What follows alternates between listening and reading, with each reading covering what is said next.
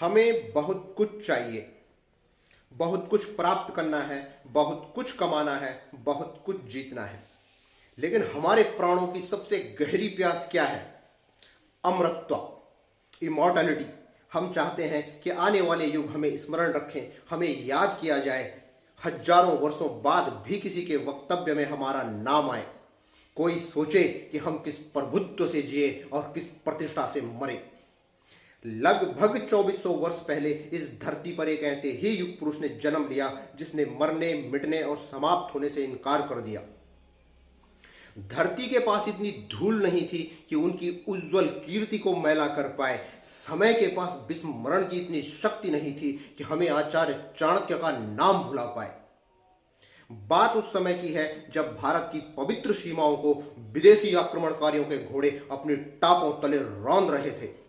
सिकंदर यूनान से विश्व विजयी पर निकला था, कंधार को जीतकर वो भारत में प्रवेश कर चुका था और वो दिन दूर नहीं था जब पूरे भारत वर्ष की गर्दन पर यवन पताकाएं कस जाती और हमारी स्वतंत्रता का दम घुट जाता।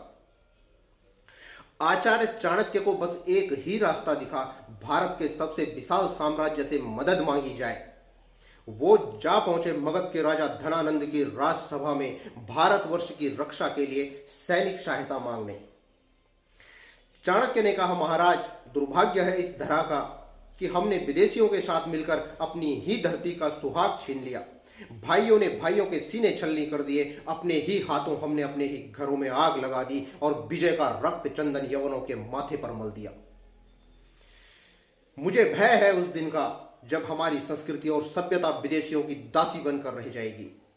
अगर हमने अपनी संस्कृति त्याग दी तो हमारे पतन को परमेश्वर भी नहीं रोक सकता। महाराज, मैं आपसे हाथ जोड़कर विनम्र निवेदन कर रहा हूं, बचा लीजिए मेरे भारतवर्ष को। सुरा और सुंदरी में डूबा हुआ धनानंद उपहास करते हुए बोला, सीमाओं की रक्षा तो सैनिक किया करते हैं, तुच्छ ब्राह्मण। मेरे द्वारपाल से कह दिया होता। एक सम्राट के आनंद में बाधा बनने की क्या जरूरत थी? चाणक्य ने फिर हाथ जोड़कर कहा, सीमाएं सुरक्षित रही तो ही सम्राट सुरक्षित रहेंगे। महाराज, धनानंद क्रोध से बोला, तू मगध और नंद वंश को धमकी दे रहा है? चाणक्य का ब्राह्मणत्व सत्य कहने से डरता नहीं था। धनानंद के दरबार में उसके सैनिकों के बीच उनकी तलवारों की छाया में भी चाणक्य ने कटु सत्य बोल ही दिया। नंदवंश मगध नहीं है और मगध नंदवंश नहीं है। महाराज, धनानंद क्रोध से तमतमा गया। उसने अपने सैनिकों को आदेश दिया, बड़ा गर्व है इस मूर्ख ब्राह्मण को अपने ज्ञान पर, अपने ब्राह्मणत्व पर। इसकी शिखा खोल दो और फेंक दो उठाकर राजभवन से बाहर। धनानंद के दुस्साहस पर चाणक्य क्रोध से कांप उठे। उन्होंने जल से भरे कमंडल को धरती पर पटक दिया और अपनी शिखा की गांठ खोलकर कहा, एक दिन यही शिखा तुझे और तेरे कुल को काल सर्पणी बनकर ऐसे डसेगी कि मदिरा में डूबा हुआ तेरा कंठ जल की एक बूंद को तरस जाएगा। धनानंद, आज ये ब्राह्मण अपने पवित्र यज्ञोपवीत की शपथ लेता है, जब तक मैं तेरा और तेरे कुल का समूल विनाश नहीं कर दूंगा तब तक अपनी शिखा नहीं बांधूंगा। तूने भारत को पदाक्रांत किया है, मैं तुझे पदाक्रांत करूंगा और जो जो इस गौरवशाली राष्ट्र के उत्कर्ष में बाधक बनेगा मैं सबका विनाश करूंगा। देख धनानंद, प्रलय का आगमन हो रहा है और इस बार इसका मार्ग स्वर्ग के देवता भी नहीं रोक पाएंगे। जब नाश मनुष्य पर छाता है, पहले विवेक मर जाता है।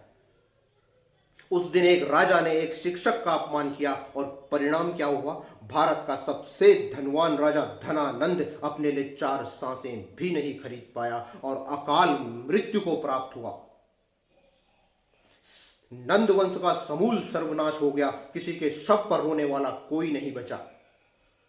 मगध के राज सिंहासन पर एक अनाथ युवक सुशोभित हुआ और अपने पौरुष के बल पर उसने भारत की सीमाएं उत्तर में हिमालय से लेकर दक्षिण में गोदावरी पर्यंत और पूरब में आसाम काम रूप से लेकर पश्चिम में वर्तमान ईरान और अफगानिस्तान तक खींच दी। चंद्रगुप्त की विजय वंशवाद पर प्रतिभा और पराक्रम की सबसे बड़ी विजय थी। आज भी ये धरती धनानंदों से खाली नहीं हुई है। हम जैसे धरती पुत्रों को आज भी सत्ता की राज्यसभा में तिरस्कृत होना पड़ता है, लेकिन हमें याद रखना है कि हम किसके वंशज हैं। हमें पराजित करने वाला इस धरती पर तो क्या इस ब्रह्मांड में भी कोई नहीं है, क्योंकि चंद्रगुप्त का शौर्य और चाणक्य का क्रोध हम अपनी धमनियों में लेकर जन्मे हैं। जय हिंद, जय भारत।